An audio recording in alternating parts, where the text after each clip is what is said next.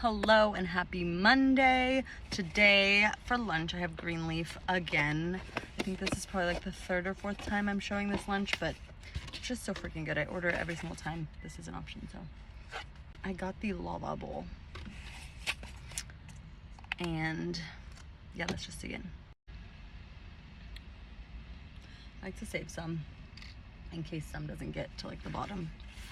So yeah, let's just dig right in. This looks freaking amazing. It always looks amazing, but oh, my mouth literally waters looking at this thing. Ah, I'm so excited. Okay, here we go.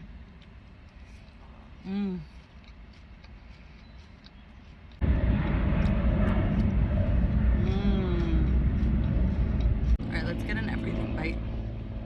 Here we go. It's huge.